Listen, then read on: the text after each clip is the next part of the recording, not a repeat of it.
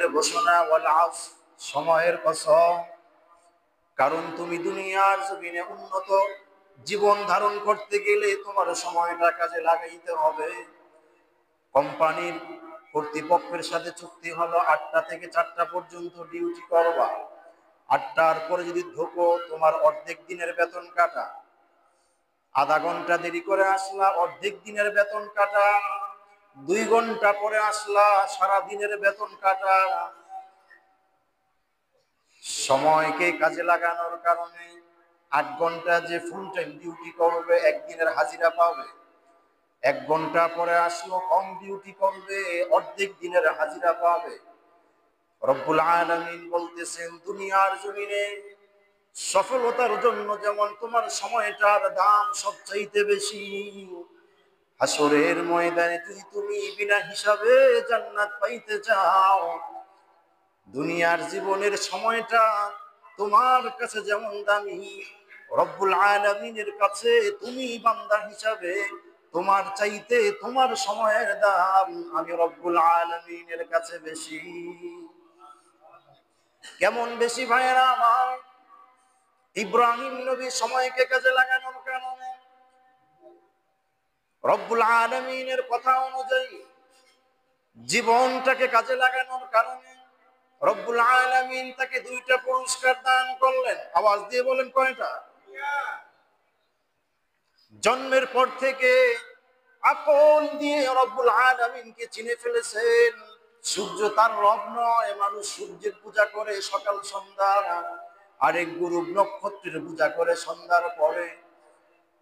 যুক্তির দ্বারা তিনি বুঝলেন যেই জিনিসের লয় আছে, ক্ষয় আছে, শুরু আছে, শেষ আছে, ওই জিনিস কোনোদিন স্রষ্টা হতে পারে না। স্রষ্টা যিনি হবেন তার শুরুও থাকবে না, শেষও থাকবে না, তার লয় হবে না, ক্ষয় হবে না, তিনি হবেন আমার আপনার স্রষ্টা।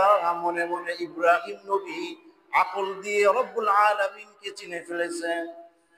রব্বুল আলামিনকে চিনার পরে দাওয়াতের কাজের জন্য নবী হিসাবে দায়িত্ব দিলেন। সময়টা তাওহীদ লা ইলাহা ইল্লাল্লাহ এই কাজের পিছনে ইব্রাহিম নবীর সময়টা ব্যয় হইল। দুনিয়ার জমিনে ইব্রাহিম নবীকে আল্লাহ 2টা পুরস্কার দিলেন। 1 নাম্বার পুরস্কার হলো ওয়াত্তাখাযাল্লাহু ইব্রাহিমা খলিলা। ইব্রাহিম নবীকে আল্লাহ দুনিয়ার জমিনে রব্বুল আলামিনের কুদরতি জবান দিয়ে বন্ধু হিসাবে ঘোষণা দিয়ে দিলেন। কেন? তার সময়টাকে আল্লাহর কাজে ব্যয় করার কারণে। 2 নম্বর পুরস্কার দিয়ে দিলেন, ইব্রাহিম তুমি তোমার হাত দিয়ে আমার ঘর তুমি নির্মাণ করবা। কিয়ামত পর্যন্ত তোমার স্মৃতিটাকে আমি সংরক্ষণ করব। বাবা ছেলে তার সময়টাকে দিন রাত্র বিরাম ভাবে পরিশ্রম করে রব্বুল আলামিনের ঘর নির্মাণ করলেন এবং ঘোষণা দিলেন রব্বানা তাকাব্বাল মিন্না ইন্নাকা আনতাস সামিউল আলিম।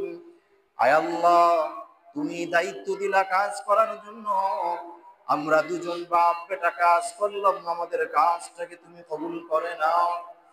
রব্বুল আলামিন বলতেছেন শুধু কবুল করব না, কিয়ামত পর্যন্ত মানুষের দিনের মধ্যে তোমাদের জন্য মহব্বতের জায়গা বরাদ্দ করে রাখলাম।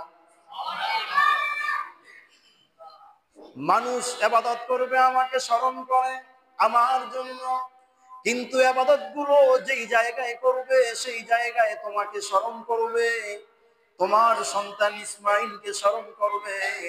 মরণ পর্যন্ত কিয়ামত পর্যন্ত ইব্রাহিম নবীর নামটাকে সমুন্নত করে রাখলেন কে? আল্লাহ। বন্ধু বানাইলেন কে? কয়টা পুরস্কার? 1 নাম্বার বন্ধু বানায় ফেলছে। 1 নাম্বার বন্ধু বানায় ফেলছে। আচ্ছা এখন বলেন তো বন্ধুর কাজ হলো কি? বন্ধুর কথা শোনা। বন্ধুর কাজ, বন্ধু যদি বন্ধুর কথা না শুনলে বন্ধু হয়নি। বন্ধু যা বলে তা মানতে হয়, সাধ্যের ভিতরে যেটা সেটা মানতে হয়। দুনিয়াতে যাকে আল্লাহ বন্ধু হিসাবে ঘোষণা দিয়ে দিলেন